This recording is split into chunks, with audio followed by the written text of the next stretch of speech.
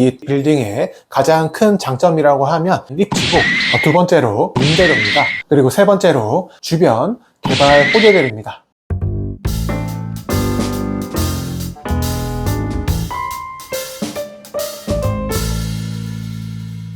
안녕하세요. 청담리치부동산 김종찬입니다. 오늘은 얼마 전에 대치동 890번지 T412라는 빌딩이 고급 친구 업체인 알레르망에서 매입을 마무리하였습니다.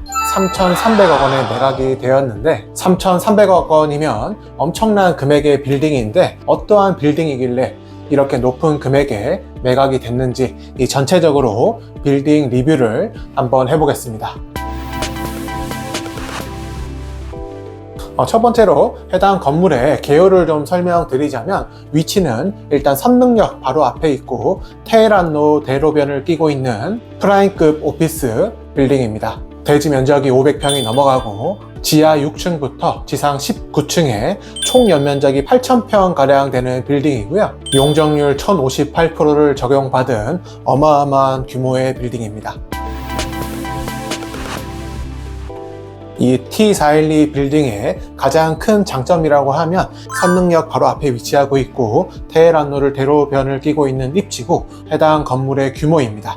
용적률 1050%를 적용받은 대형 빌딩이고 주차 공간도 무려 195대를 주차할 수 있습니다. 해당 건물은 2000년도에 준공된 건물인데 신축 건물이 아닌가 생각이 들 정도로 컨디션은 뛰어나고요. 그리고 해당 건물은 2019년도에 건물 전체적으로 환경 개선 공사를 진행했는데 각 층의 화장실이라든지 복도, 이제 1층에 로비 공간을 아주 깔끔하게 고급스럽게 리모델링을 해놓았습니다. 그리고 마지막으로 현재 해당 건물에 들어가 있는 임차사들을 보면 1층과 2층에 국민은행이 들어가 있고 삼성생명, 넥슨과 같은 아주 우량한 기업들이 건물을 사용하고 있습니다. 이렇게 우량한 기업들의 특징 중 하나가 건물에 임차를 들어오게 되면 굉장히 고급스럽게 인테리어를 해놓는다는 장점이 있고요. 이 건물주 입장에서는 건물의 가치를 더욱더 끌어올 수 있는 점이 아닌가 싶습니다. 이 T412 빌딩의 입지가 굉장히 좋다고 말씀드렸는데 최근 이 테헤란로는 이 젊은 기업들이 굉장히 밀집이 되고 있는 곳입니다. 한 10년, 12, 13년 전에 테헤란로에 있던 IT 기업들이 판교로 대거 이동을 해갔고 테헤란로에 공실이 굉장히 많이 생겼었는데 최근에는 이 판교에 있는 기업들이 다시 이 테헤란로 강남 쪽으로 이동해 오고 있습니다. 그 가장 큰 이유 중에 하나가 뭐냐면 판교에 회사가 있다 보면은 고급 인력들을 구인하기가 어렵다고 합니다. 이 젊은 분들이 판교로 출퇴근하는 거에 부담을 느끼고 꺼려하다 보니까 이 판교에 위치해 있던 IT 기업들이 다시 이 강남으로 옮겨오고 있고요. 두 번째로 이 테헤란로의 임대료입니다. 이 T412 빌딩이 위치하고 있는 곳은 이 테헤란로에서도 가장 중심지인데 이 테헤란로 쪽 일대를 보면은 이제 NOC라고 하죠. 전용 면적당 임대료를 계산하는 숫자가 있는데 이 테헤란로의 NOC는 30만 원에서 50만 원 사이입니다. 이 서울시 전역에 있는 오피스의 평균 NOC가 한 15만 원에서 17만 원 선인데 테헤란로의 NOC가 30만 원에서 50만 원 선이면은 아마 서울시에서 임대료가 가장 비싼 곳일 거고요. 이렇게 임대료가 비싼 이유는 수요가 몰리고 있다 보니까 임대료는 자연스럽게 올라가는 거고요. 이 시장이 이제 임대인이 갑인 시장이고 임차인이 을인 시장이 됐습니다. 예를 들어서 한 10년, 12년 전에 테헤란로에 공실이 많았을 때는 임차인이 내 건물로 오기만 하면 렌트프리를 3개월, 6개월, 심지어 1년까지 주는 경우도 있었는데 최근에는 아무리 우량한 기업이 내 빌딩에 들어온다고 해도 8개월, 1년 이렇게 안 줘도 들어올 임차인들이 많으니까 렌트프리가 한 2개월, 3개월을 넘기는 경우가 없는 것 같습니다. 이 T412 빌딩 같은 경우에 NOC가 한 36만 원 선에서 임대를 다 맞추어 놓았었고요.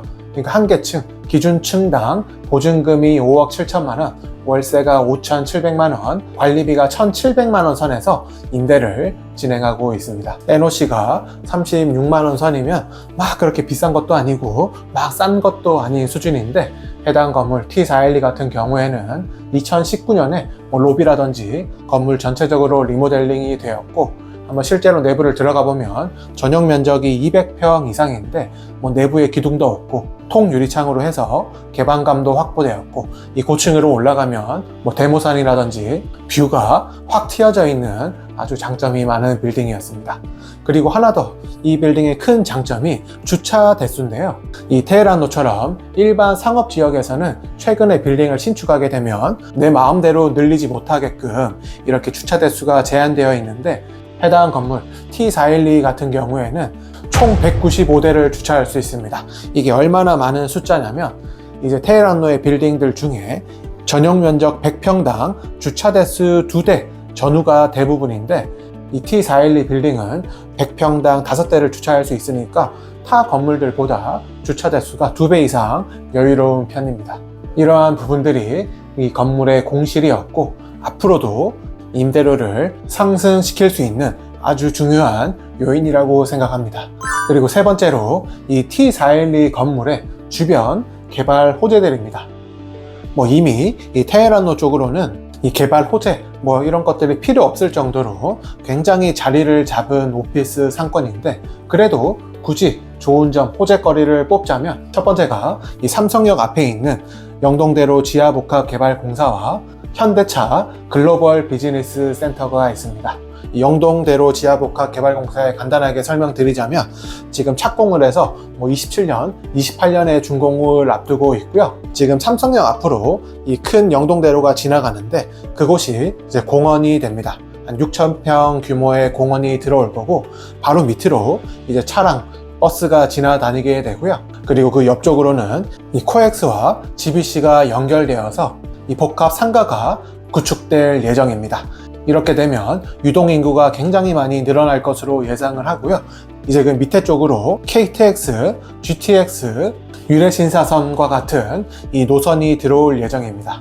GTX 같은 경우에는 경기도, 동탄이나 이쪽에서 올라오게 되고, 파주에서도 이 삼성역까지 GTX를 타고 올 수 있게 되고요. KTX 같은 경우에는 아마 강남에 계시는 분들은 아실 텐데, 이 강남에서 KTX를 이용하려면 사실 굉장히 힘듭니다. 수서역으로 가거나 서울역으로 가야 되는데 그 시간이 굉장히 많이 소요되기 때문에, 근데 KTX가 이 삼성역에 들어온다면 아마 강남에 거점을 두고 있는 사람들이 무조건 삼성역으로 와서 KTX를 이용하게 될 것이고요. 이 전체적으로 봤을 때 아마 강남역의 유동인구를 뛰어넘을 수 있을 것이라고 이 많은 전문가들이 예상을 하고 있습니다. 그리고 두 번째로 이제 현대차 글로벌 비즈니스 센터가 준공되고 나면 이 현대차 계열사들이 모두 삼성역에 밀집될 것이고요. 그리고 주변으로는 이 현대차와 관련된 이 협력 업체들이 모두 GBC 인근으로 모이게 될 것입니다.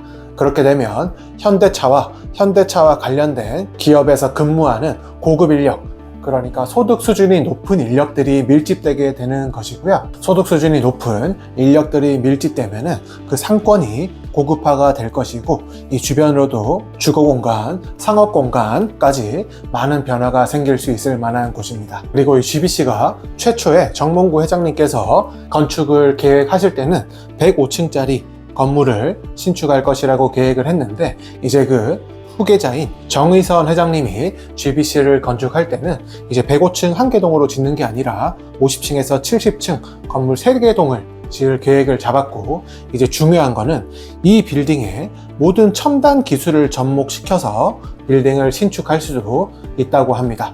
이 첨단 기술이라고 하면은 자율주행 자동차를 위한 길이 있다든지, 건물 내 로봇이 지나다닐 수 있는 공간을 별도로 만든다든지, 나르는 자동차들을 위한 주차 공간이라든지, 이렇게 착륙하는 공간이라든지, 그런 기술들을 대거 접목할 예정이라고 합니다. GBC가 그렇게 첨단 기술을 접목시킨 빌딩으로 신축된다면 테헤란로 일대로도 그런 첨단 기술들을 적용한 빌딩들이 하나씩 생겨날 것이라고 생각을 합니다. 그렇게 되면 테헤란로가 아마 지금보다 더욱더 차별화되고, 임대료도 더 비싸지고, 건물 가격도 더 비싸지고, 가치도 더욱더 올라갈 수 있을 것이라고 생각을 합니다. 네, 마지막으로 T412 빌딩이 3,300억 원에 매각이 완료되었다고 했는데, 이 3,300억이라는 금액이 과연 합당한 금액인지를 한번 설명드려 보자면, 이제 연면적당 4,150만원 수준인데, 과거에 테헤란로 대형 빌딩들의 2017년부터 2023년까지 거래 사례를 살펴보면, 이제 2017년에 연면적당 2,500만원에 거래가 된 사례가 있고, 2,630만원, 2,900만원, 3,700만원, 4,000만원, 4,750만원, 마지막에 강남역에 있는 강남대로 쪽에 평당 5,500만원의 스케일 타워가 매각이 완료되었는데, 계속해서 매매 금액들은 우상향을 그리고 있는 추세입니다. 최근에 금리도 급격하게 오르고 이 시장의 유동성이 감소하면서 이 빌딩 투자 시장이 많이 위축된 건 사실이지만, 이곳 테헤란로는 이런 시장과 크게 연관이 없는 독보적인 시장이 아닐까 생각을 합니다. 대한민국에서 이러한 업무지구로 자리를 탄탄하게 잡은 곳이라 생각이 되고, 테헤란로의 빌딩들이 앞으로도 우상향할 것이라고 보는 이유가 뭐냐면, 이 지금까지는 이 프라임급 오피스, 이 대형 빌딩들의 공급이 매년 한 6만 평에서 한 7만 평 수준까지 꾸준하게 공급이 되어 왔었는데, 여러분들도 아시다시피 최근에 건축비가 굉장히 많이 올랐습니다.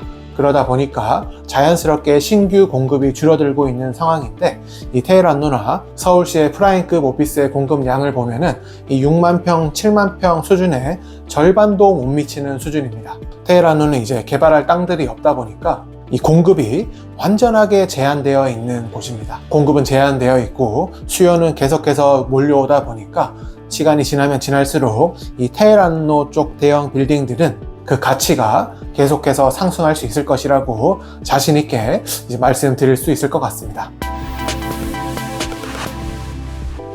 오늘은 테헤란로의 T412 빌딩이 3,300억, 대지로는 평당 6억 3천만 원, 연면적당 4,150만원에 매각이 된 건에 대해서 한번 리뷰를 해봤는데, 사실 굉장히 비싼 금액이기는 하지만 이 테헤란로의 상황이나 앞으로의 상황들을 전체적으로 종합해서 따져봤을 때는 결코 비싼 금액이 아니라고 생각을 합니다. 테헤란로의 입지라는 것은 영원할 거고, 공급이 제한되고 수요가 몰린다는 것은 임대료를 상승시킬 수 있고 건물의 가치가 상승된다는 이야기고, 이 대한민국의 돈이 테헤란로에 밀집되고 있다고 생각합니다. 앞으로 이런 사례들에 대해서 리뷰를 한번 계속해서 이어나가 보도록 하겠습니다.